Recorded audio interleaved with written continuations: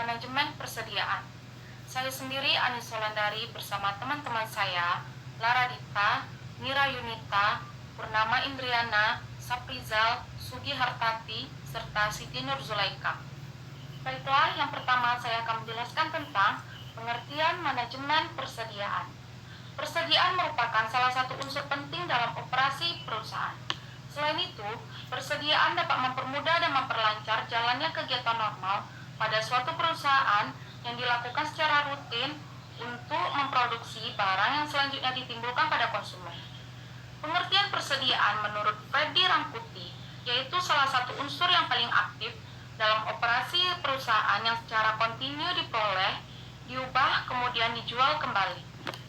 Persediaan merupakan unsur yang paling aktif dalam operasi perusahaan dagang dan industri serta jasa.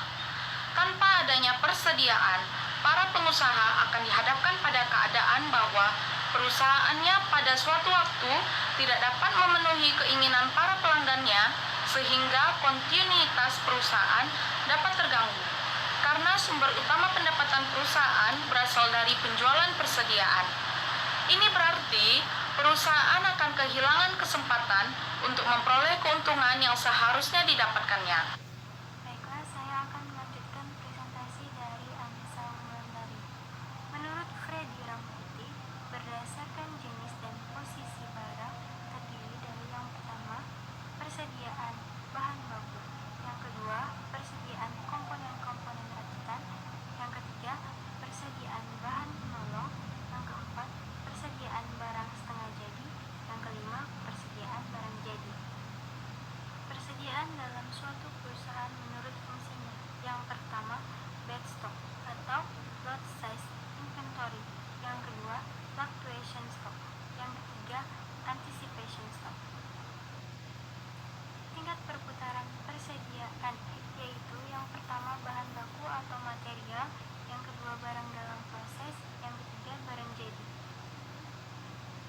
Secara umum, besar kecilnya inventory tergantung dari beberapa faktor. Yang pertama, lead time, lamanya masa tunggu yang dipesan. Yang kedua, frekuensi, penggunaan bahan selama satu periode. Yang ketiga, jumlah dana yang disediakan. Yang keempat, daya tahan material. Selanjutnya ialah rumus tingkat perputaran persediaan barang dagangan.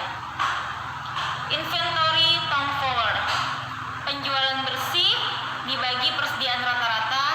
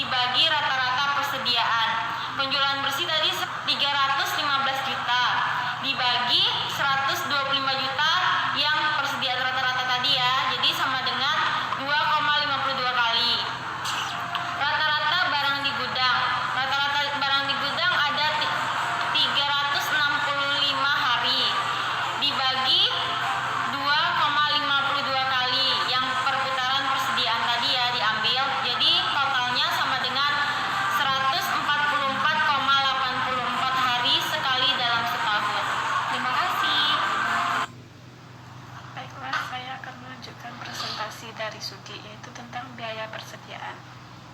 Biaya inventory merupakan biaya variabel dan sebagian lainnya yang bersifat tetap. Biaya inventory yang bersifat variabel adalah biaya yang berubah-ubah karena adanya perubahan jumlah dalam gudang. Biaya tersebut akan naik kalau kita meningkatkan jumlah persediaan yang disimpan. Ada 3 macam biaya variabel yang berhubungan dengan inventory, yaitu 1. Ordering cost atau biaya pesan dan pemasarannya, contohnya seperti pengiriman dan penanganannya. Yang kedua yaitu carrying cost atau biaya penyimpanan, biaya gudang, asuransi, dan lainnya. Yang ketiga yaitu biaya persediaan pengamanan, yaitu seperti kehilangan penjualan, kehilangan kepercayaan pelanggan, dan juga gangguan jadwal produksi. Economical Order Quantity disingkat dengan EOQ adalah jumlah kuantitas barang yang dapat diperoleh dengan biaya yang minimal atau sering dikatakan sebagai jumlah pembelian yang optimal. Biaya variabel inventory pada prinsipnya dapat digolongkan dalam biaya-biaya yang berubah sesuai dengan frekuensi pesan yang kini sering dinamakan procurement cost atau setup cost. Biaya-biaya yang berubah-ubah sesuai dengan misalnya average inventory yang biasa disebut stock atau carrying cost. Cara menentukan besarnya economical order quantity disingkat dengan EOQ. R jumlah dalam unit yang dibutuhkan selama satu periode tertentu, misalnya 1 tahun. S biaya pesanan setiap kali pesan. D harga pembelian per unit yang dibayar. I biaya penyimpanan dan pemeliharaan di gudang dinyatakan dalam presentasi dari nilai rata-rata rupiah dari persediaan. Syarat-syarat dalam metode economical order cost EOQ adalah 1. Harga pembelian bahan per unit konstan. 2. Setiap saat kita membutuhkan bahan mentah selalu tersedia di pasar. 3. Jumlah produksi yang menggunakan bahan mentah tersebut stabil, yang berartikan kebutuhan bahan mentah tersebut relatif stabil sepanjang tahun. Baiklah, saya akan memberikan satu contoh dari materi economical order quality. Biaya penyimpanan dan pemeliharaan di gudang carrying cost adalah 40% dari nilai average inventory. Biaya pesanan procurement cost adalah Rp15 setiap kali pesanan. Jumlah material yang dibutuhkan selama 1 tahun sebanyak 1.200 unit dengan harga Rp1 per unitnya.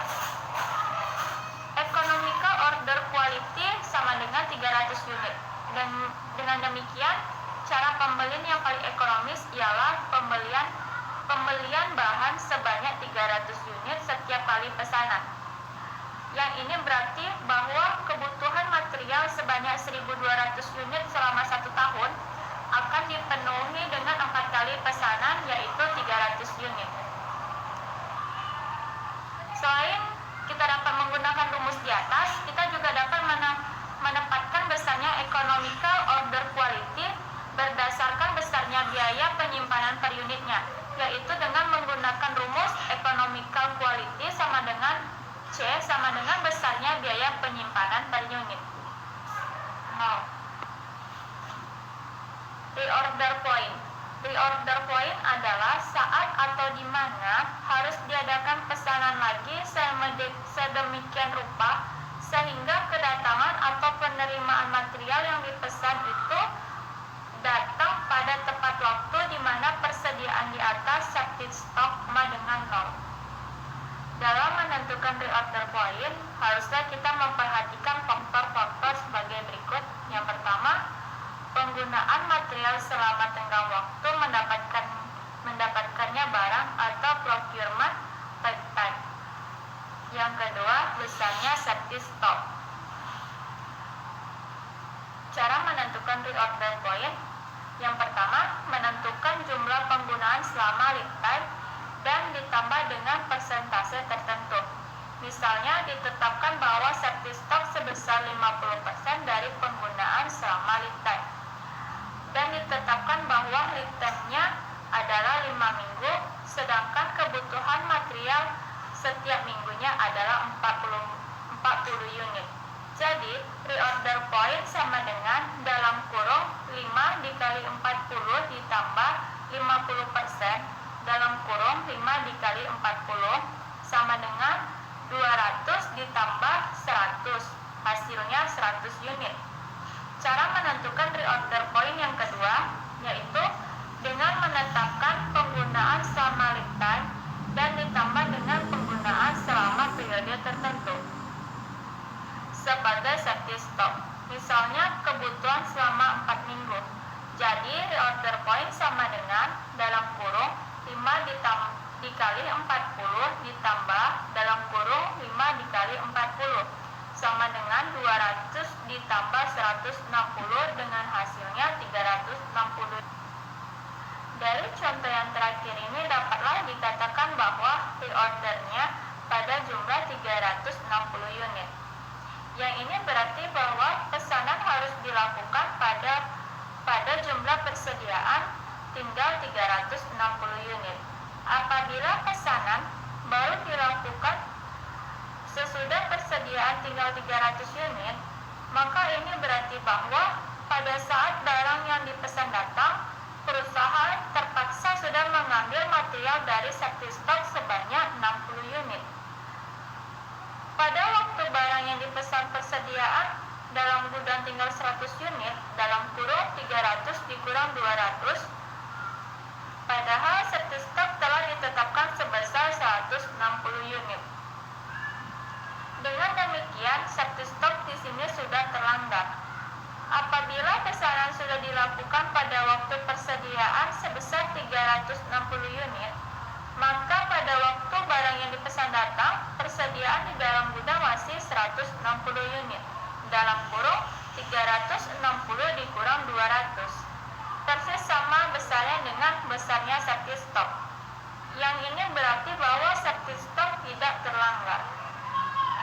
Assalamualaikum warahmatullahi wabarakatuh. Saya Larita melanjutkan pembahasan dari teman saya yaitu Indri. Selanjutnya adalah cara menentukan reorder point. Yang pertama, menentukan jumlah penggunaan selama lead time dan ditambah dengan presentasi tertentu.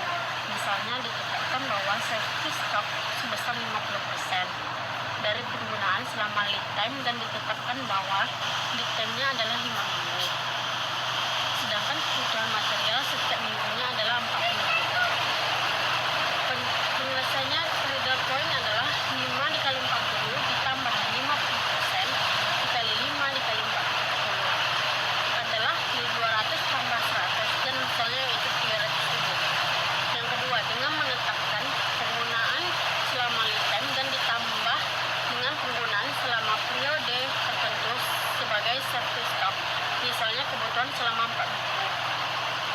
Penyelesaian reorder point-nya adalah 5 dikali 40 ditambah 4 dikali 40 sama dengan 200 tambah 160 dan hasilnya yaitu 360. Dari contoh yang terakhir ini dapatlah dikatakan bahwa reorder point ini adalah jumlahnya adalah 360 unit.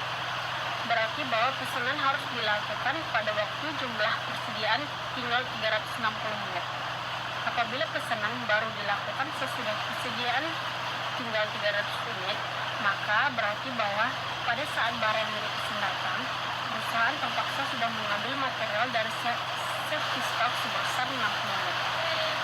Pada waktu barang yang dipesan persediaan dalam gudang tinggal 100 unit, padahal safety stock telah ditetapkan sebesar 100